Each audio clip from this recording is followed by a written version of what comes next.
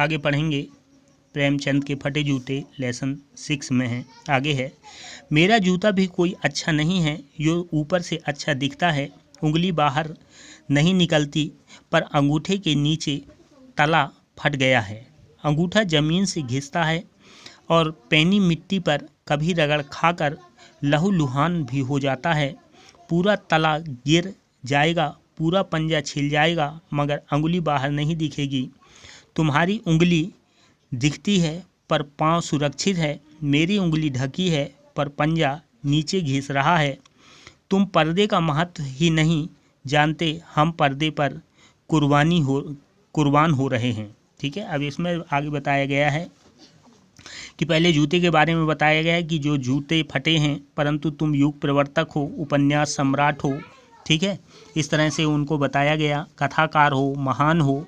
परंतु आगे है कि मेरा जूता भी कोई अच्छा नहीं है। बताते हैं कि जो मेरा जूता है वो भी अच्छा नहीं है, ऊपर से अच्छा दिखता ज़रूर है, परंतु अंदर से वो ठीक नहीं है। उंगली बाहर नहीं निकली, पर उंगली के नीचे तला जो है वो फटा हुआ है। ठीक है, अंगूठा ज़मीन से घिसता है। ठीक है, और पैनी मिट्टी उससे रगड़ खा रही है। ठीक है, मिट्टी से टकरा रही है और मेरा उंगली जो है वो लहूलुहान हो जाता है।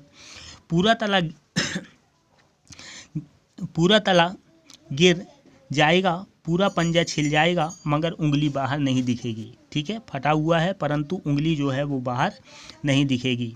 तुम्हारी उंगली दिखती है पर पाँव सुरक्षित हैं। ठीक है, वो इसके जस्ट कारण है कि तो मेरा जूता फटा है परंतु उंगली नहीं दिखता और उससे पैर को चोट लग रहा है, परंतु तुम्हारी उंगली दिखता है परंतु पंजा जो है वो सुरक्षित है। मेरी उंगली ढकी है पर पंजा नीचे घिस रहा है।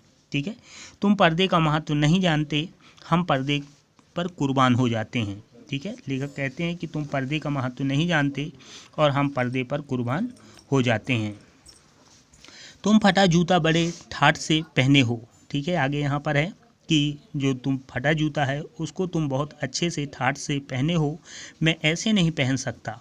ठीक है, मैं ऐसा नहीं पहन सकता।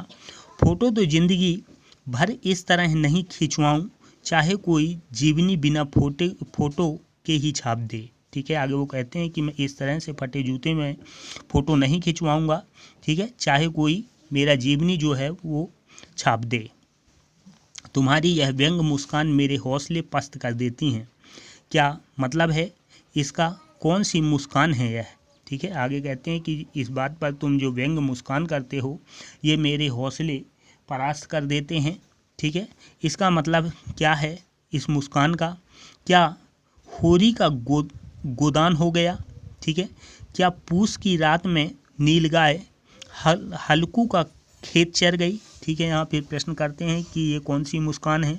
ठीक है, फिर इसमें है क्या होरी का गोदान हो गया?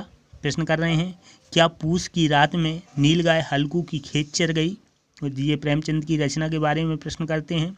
क्या सुजान भगत का लड़का मर गया क्योंकि डॉक्टर क्लब छोड़कर नहीं आ सकते हैं? ठीक है, इस तरह के प्रश्न करते हैं। क्या सुजान का लड़का मर गया, क्यों नहीं? क्योंकि डॉक्टर क्लब छोड़कर, जहाँ डॉक्टर हैं उसको छोड़कर नहीं आ सकते। नहीं, मुझे लगता है माधो औरत के कफन के चंदे की शराब पी गया, वही मुस्कान मालूम होती है। ठीक है, आगे यहाँ लेखक लिखते हैं कि इन सब के बाद ऐसा नहीं है, या तो फिर ये हो सकता है कि माधव जो है वो औरत के कफन के लिए जो चंदे इकट्ठा किए थे उसकी शराब पी गया, यही मुस्कान मालूम होता है। मैं तुम्हारा जूता फिर देखता हूँ कैसे फट गया, यह मेरी जनता के लेख।